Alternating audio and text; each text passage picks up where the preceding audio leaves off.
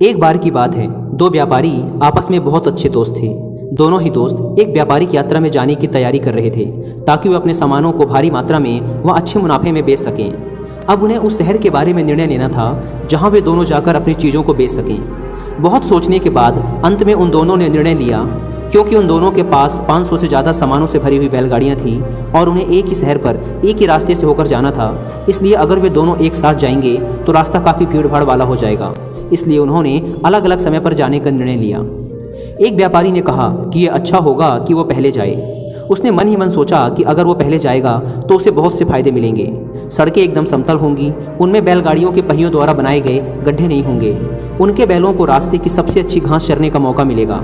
मुझे और मेरे आदमियों को, जो कि मेरी बैलगाड़ी हाँक रहे होंगे, सबसे अच्छे फल और सब्जियां खाने को मिलेंगी। मेरे लोग मेरी इस सूझबूझ और चतुराई को देखकर मेरी लीडरशिप की तारीफ करेंगे, और क्योंकि उस बाज़ार में मैं पहले पहुंचूंगा, वहां केवल मेरा सामान होगा, इसलिए मैं अपनी चीज़ों को महंगे दामों में बेचकर अच्छा मुनाफा भी कमा पाऊंगा। दूसरे व्यापारी ने बड़ी गहराई से सोचा और उसने निर्णय लिया कि आखिरी में जाना ही फायदेमंद होगा। उसने मन ही मन सोचा, मेरे दोस्त की 500 बैलगाड़ियाँ ऊबड़ खाबड़ रास्ते को समतल कर देंगी। अगर कहीं रास्ते में गड्ढा होगा या रास्ता खराब होगा तो मेरे दोस्त के आदमी उसे ठीक कर देंगे और मैं सड़क के कामों से बच जाऊंगा। उसके बैल पुरानी रूखी घास को खा लेंगे, जिससे मेरे बैलों को घास के नए व कोमल पौधे खाने को मिलेंगे। इसी प्रकार ये लोग पुराने फल व सब्जियां तोड़कर खा लेंगे, जिससे मुझे नए फल व सब्जियों को खाने का मौका मिलेगा। मुझे मेरा समय मोल भाव करने में खराब नहीं करना पड़ेगा, क्योंकि मैं पहले से ही तय किए गए कीमतों पर सामान बेचकर अपना प्रॉफिट कमा लूँगा। यह सब सोचकर वो पहले व्यापारी के बात पर सहमत हो गया। पहला व्यापारी मन ही मन सोच रहा था कि उसने अपने दोस्त को मूर्ख बना दिया और वो जो चाहता था वो उसे मिल गया। इसलिए वो खुशी खुशी अपने 500 लोगों के कारवां के साथ अपना सामान लेकर निकल पड़ा। कुछ दिनों तक तो उसका सफ़र बड़े आराम से कटा, लेकिन उसकी समस्या तब शुरू हुई जब वे लोग एक बंजर इलाके में पहुंचे, जिसे निर्जल रेगिस्तान के नाम से जाना जाता था, जहां दूर दूर तक पानी मिलने की कोई संभावना नहीं थी। वहां के स्थानीय निवासियों ने व्यापारी को बताया कि इस रेगिस्तान में खुखार लुटेरों व इंसानों को मारकर खा जाने वाले राक्षसों का निवास है। जब व्यापारी का कारवां रेगिस्तान के बीचों बीच पहुंचा, तब उन्हें सामने से बहुत से लोगों का झुंड आता हुआ दिखाई दिया, जिनके पास बहुत सी बैलगाड़ियां थीं जो कि कीचड़ में भिड़ी थी व उनमें से पानी टपक रहा था। उन लोगों के हाथों में व बैलगाड़ियों में बहुत से कमल व लिली के फूल थे, जो केवल पानी में ही उगते हैं। उस गिरोह का एक इंसान, जो कि अपने हाव भाव व पहनावे से गिरोह का लीडर लग रहा था, उसने व्यापारी से कहा, तुम लोग ये पानी का वजन क्यों ढो रहे हो?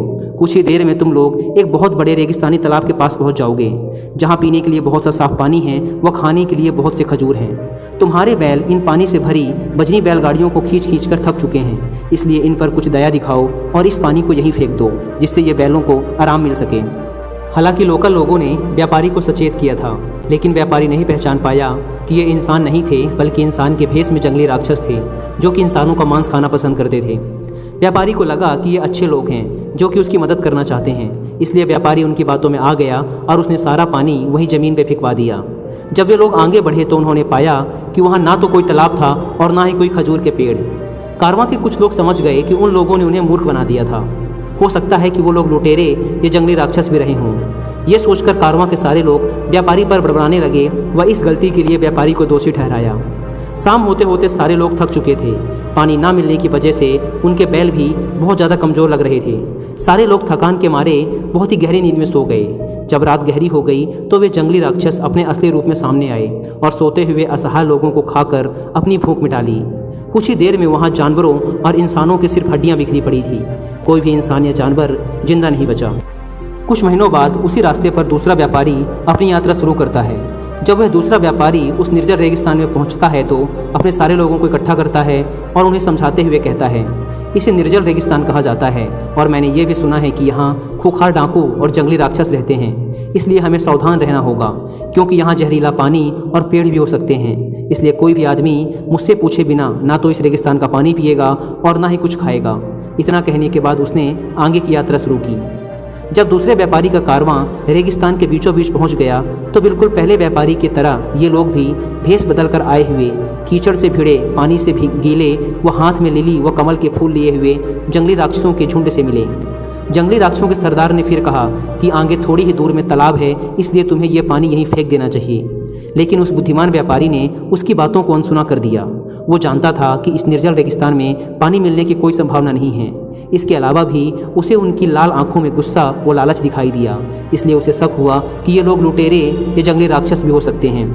दूसरे व्यापारी ने कहा, हम व्यापारी लोग हैं, हम अपना पीने का पानी तब तक नहीं फेंकते जब तक हम दूसरे पानी की जगह अपनी आंखों से ना देख लें, इसलिए आप हमें अकेला ही छोड़ दें। लेकिन व्यापारी के कारवां के कुछ लोगों को राक्षसों की बातों पर भरोसा हो गया और वे व्यापारी से पानी फेंकने के लिए कहने लगे। तब व्यापारी ने उन्हें समझाया, जब तक हमें पानी मिल नहीं जाता हम इन अजनबियों पर भरोसा नहीं कर सकते, ये जंगली राक्षस भी हो सकते हैं। उन्होंने हमें जिस तालाब के बारे में बताया वो रेगिस्तान की मृत तृष्णा भी हो सकती है। क्या आप में से किसी ने कभी इस निर्जल रेगिस्तान में पानी के बारे में सुना है? क्या आप लोगों ने पिछले कुछ दिनों में किसी प्रकार के बादल या बरसात देखी है? सबने कहा नहीं।